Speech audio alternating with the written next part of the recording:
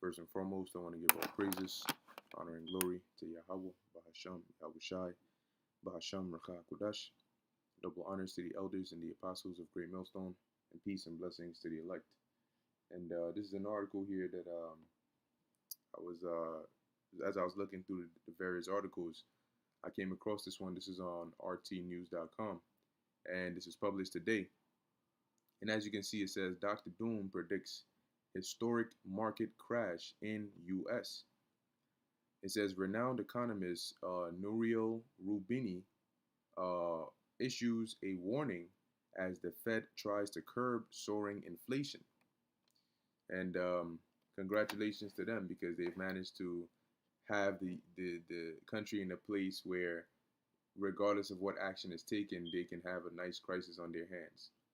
So it says the U.S. economy could sink into a quagmire of shrinking output, surging inflation, and soaring unemployment, renowned economist and New York University professor Nouriel Roubini warned last week during an eToro webinar. He argued that the Federal Reserve might have to double interest rates to 5%, Lord have mercy, in order to curb inflation. However, such an increase could choke economic growth and cause a spike in joblessness, Roubini stressed. Moreover, raising rates could trigger a debt crisis. So these are some potential risks of raising those rates, which is to fight inflation. The economist also cautioned that the U.S. regulators' moves to rein in inflation could tank the economy and cause crashes across stocks, bonds, housing, credit, private equity, and other assets in bubble territory. So in essence, they're going to end up popping the bubble. However, if the central banks give up on fighting inflation, price increases could spiral out of control. Stubborn inflation and the CV-demic might force the Fed to drive the U.S. economy into an even deeper recession than the one it has avoided. All right. So now you can see that, like we've been telling you, it's coming down to the wire. They're running out of time and they have to make a decision. So now you got to see, well, which way are they going to go with it? But either way it goes, you can prepare for some very harsh economic turmoil. And economic turmoil leads to other things as well.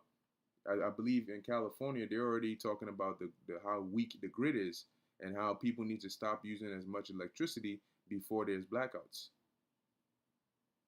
So as the Lord said, this is the beginning of sorrows, and as he said in Matthew 24, and it looks like we're entering into that dark winter that was spoken about a year ago.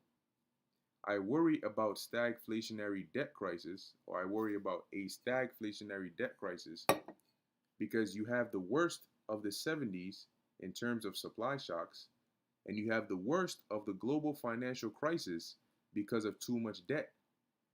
And that combination is dangerous, he said.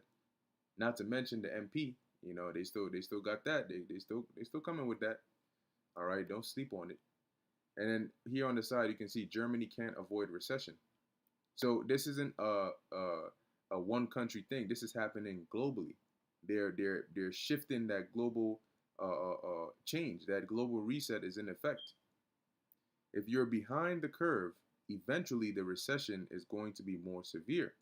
The loss of jobs and income and wages is going to be more severe, the economist explained, referring to the Fed's rate hikes relative to inflation. You need to be ahead of the curve. So they're pretty much behind the curve when it comes to the rates compared to the inflation. And in order to get ahead of the curve, well, they might just end up breaking everything in the process. Roubini came to prominence for predicting the financial crisis of 2008-09 and was dubbed Dr. Doom by Wall Street. So this is what Dr. Doom has to say, and I mean it's getting more and more obvious by the day. Bars. But I mean, at the end of the day, man, you still have people that choose not to pay attention, They act as though none of this is happening. When it happens, when you can't go to the bank to get your money, when there's bank runs and the bank, you have bank holidays, and all your money is out, whether through inflation, your savings is worth nothing, you know, or whatever the case may be. That's when people are gonna realize, yo, man, shit, man, what's going on, man? Yo, what we gotta do? And it's gonna be too late to really do much, you know. So this is the book of Zephaniah, chapter 1, verse 10, because the scriptures also talk about an economic collapse. All right, collapse of the economy, or collapse of governments. So this is the book of Zephaniah, chapter 1, verse 10. It says, "And it shall come to pass in that day." What day is that? The day of the Lord. Okay. Saith the Lord, that there shall be the noise of a cry from the fish gate, and an howling from the second. Now, the fish gate and the second, these were actual places, that were back then, all right, in Israel. And like today, shit. I mean, what's a good example? I don't know. D.C., Washington, the Wall Street, whatever. It's like the equivalent of that. Like today, we would say a certain area to identify, so people know where we're talking about. Well, that's what Zephaniah is doing here, but referring to the names of the places they had back then. But as he says, there shall be a cry, okay, a noise of a cry. Let's actually look up the word cry. And we have here,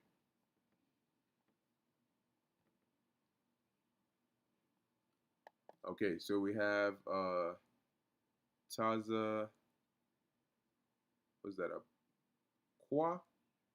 Tazai Kwa? Tazakwa? Um, and it says here, cry, outcry, outcry, cry of distress. Okay, cry of distress. So now, let's go ahead and keep on reading, right? So it says here, there shall be a cry from the fish gate, and an howling from the second, and a great crashing from the hills. Now, when you read in the scriptures, there are times when you read about mountains and hills, and they'll represent actual physical land masses, but sometimes they're metaphorical for governments.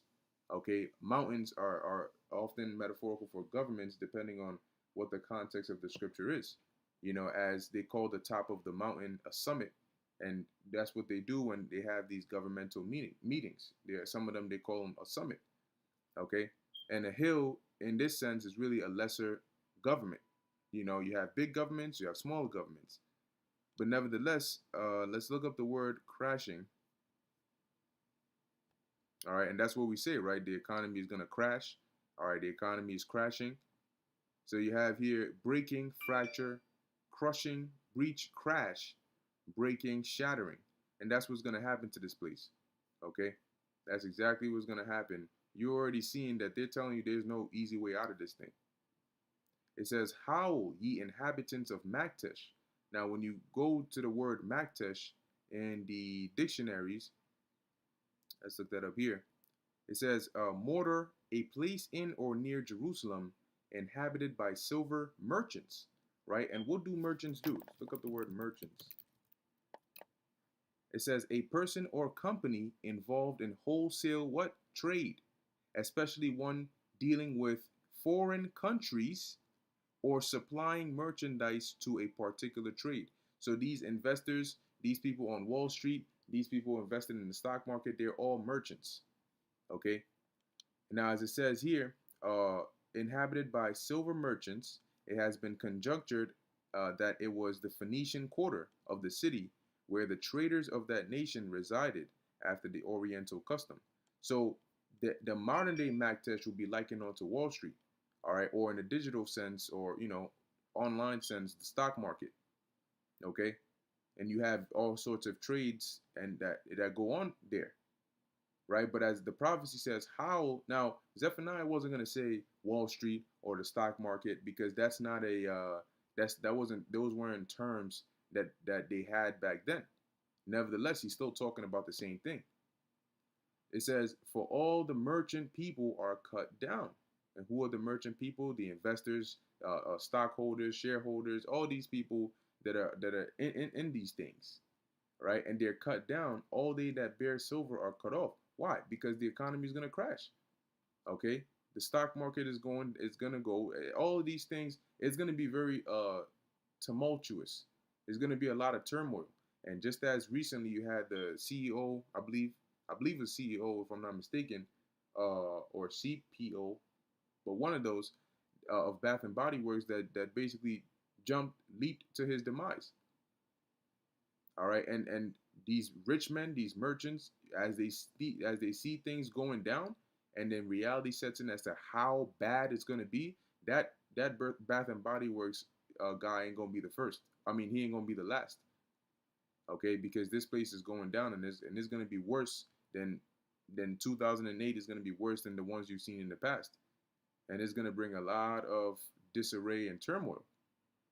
But that's according to biblical prophecy.